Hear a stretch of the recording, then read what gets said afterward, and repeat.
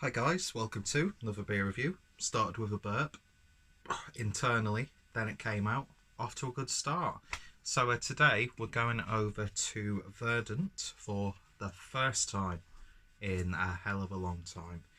And this is a can of their Reading Colour, which is a IPA clocking in at 6.9%, brewed in collaboration with Barth-Haas. Barth-Haas, I think that's how it's pronounced. I think they're a German hop grower or hop supplier, and essentially this beer is to showcase a sort of a new way to hop beers, but it doesn't actually state what that process is, and it doesn't even really state it on the Untappd either, so I'm not too sure really.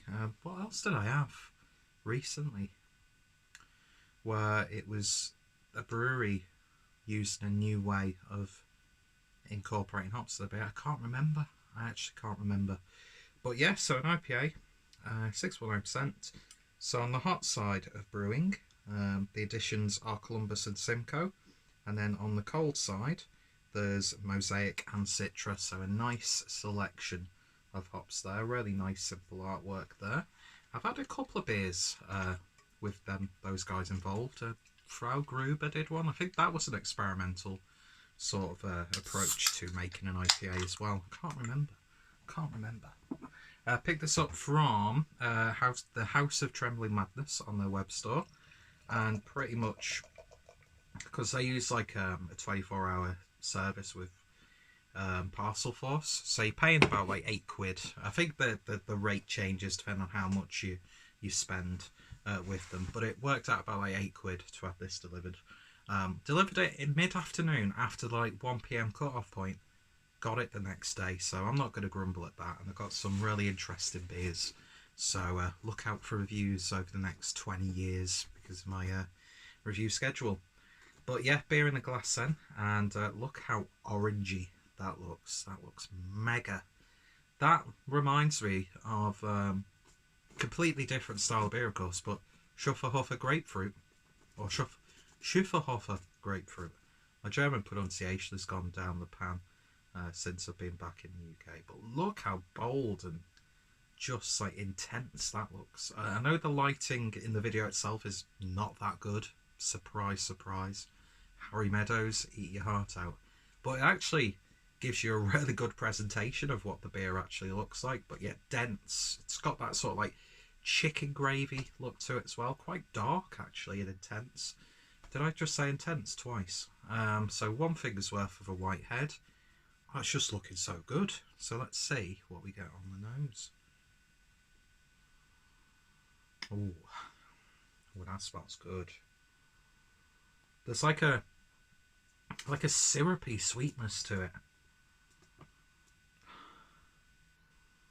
But yeah, bags full of citrusy goodness, clementines, blood orange, grapefruit, a little bit of a slight fresh mint, basil sort of aroma. There's a little bit of a dank edge as well, but then you get a little bit of peach. Man, that smells good. It smells really nice. So let's give it a taste. Cheers, folks.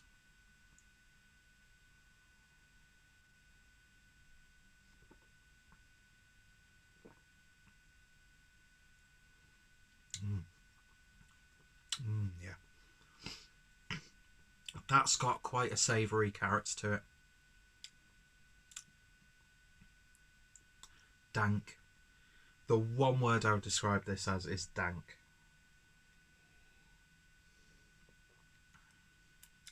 Has that sort of like mountain IPA vibe where you're getting a bit of like not abrasive, but an upfront, oily, resiny, dank hop character. But then it tapers off and softens with a nice, pungent citrusy flavour. Citrusy flavour. It's got like the tanginess of jelly tots, but without that sweetness.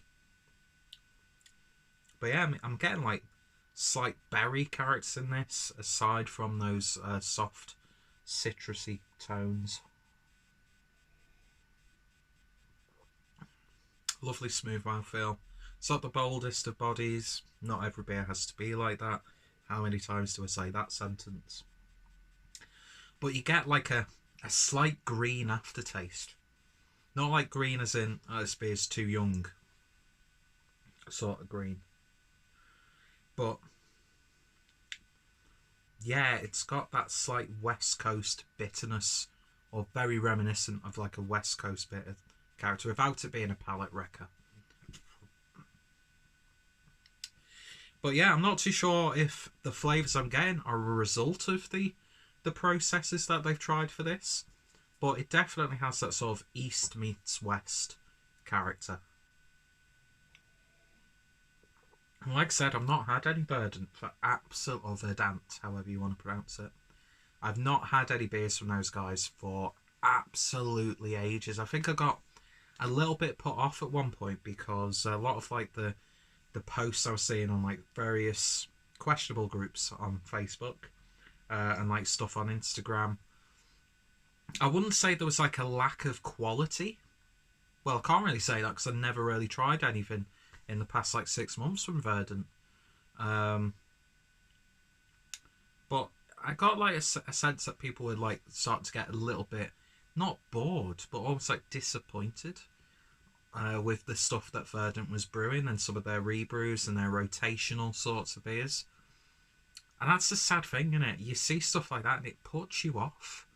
And for all I know, I could have missed out multiple beer of the year contenders because of that. But yeah, this is good. This is really, really good. It's like peppery and spicy on the back end. It's got all those like familiar characteristics from both an East and a West Coast IPA, but there's just something I can't put my finger on that sets it apart and gives it its sort of own unique identity without it completely drifting off into that sort of direction. I notice I use my hands a lot when I'm talking, so I do apologise if that's distracting. I even do it at work when I'm on the phone. I'll be like doing this from hands and like these sort of gestures. Don't know why I'm doing them, but they seem to go with the words that I'm spouting out my nonsense whore mouth. But this is good. Really orangey now as well. It's oily, but it's not sticky. That's what she said. I had to. It's so immature. Doesn't really work. But I had to make a comment like that. Lower the tone. Yeah, I like that. There's a lot going on. It's quite a robust IPA. Not just a straightforward sweet, bitter, bam, bam, bam, bam, bam, list the same 5 fruits like you do in every review, even though I've done that. I need to really broaden my horizons with fruits, don't I? Broaden my horizons, reduce your waistline. That's going to be my 2021 message, because it's no point looking after yourself during lockdown. 2020 is a write-off, so whatever wrongs you have committed, to an extent, we can scrub that next year.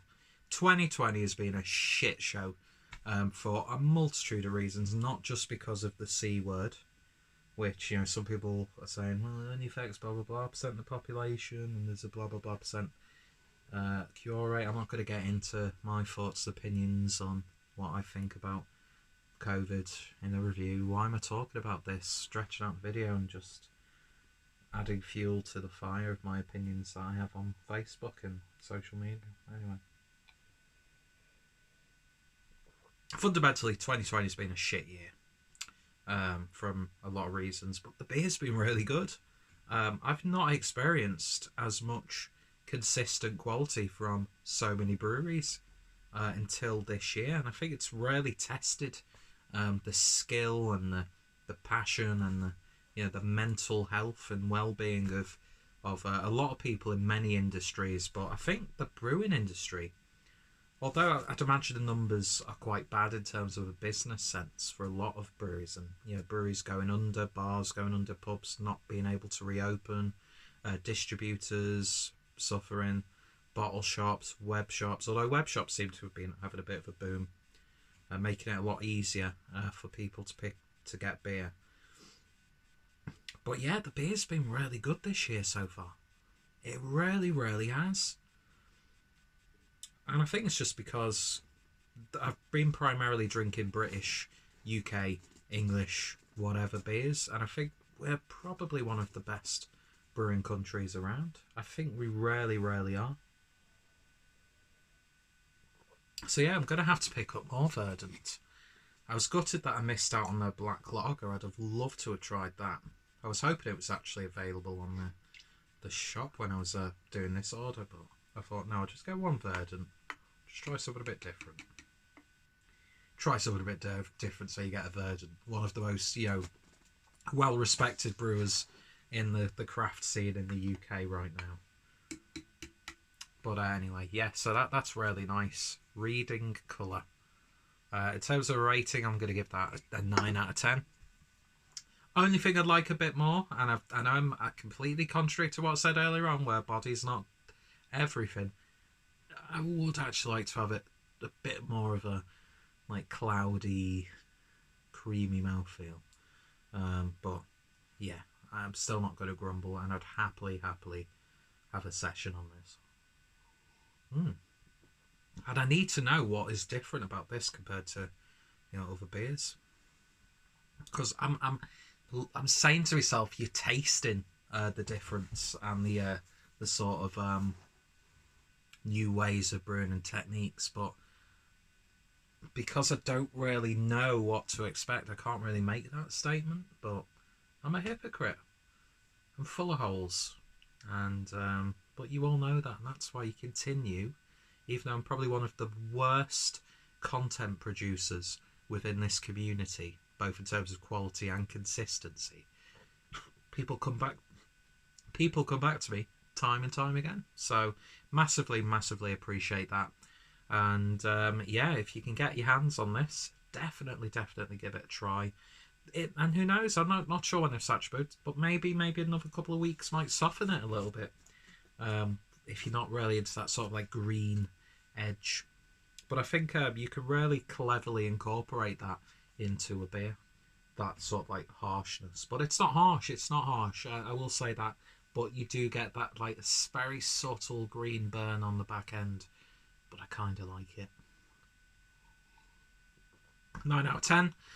Verdant. I'm sorry that it's been so long since I've purchased and drank one of your beers. Beautiful little beer. Highly recommended. So if you have tried it, let me know your thoughts, opinions down below. Thank you guys for watching, and I shall hopefully see you later. And also go check out Verdant. The web shop will be down below, as well as all the social media links.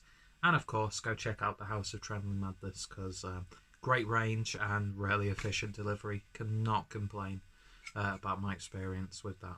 Anyway, cheers for watching, and yeah, you all take care. Peace. Fuck off.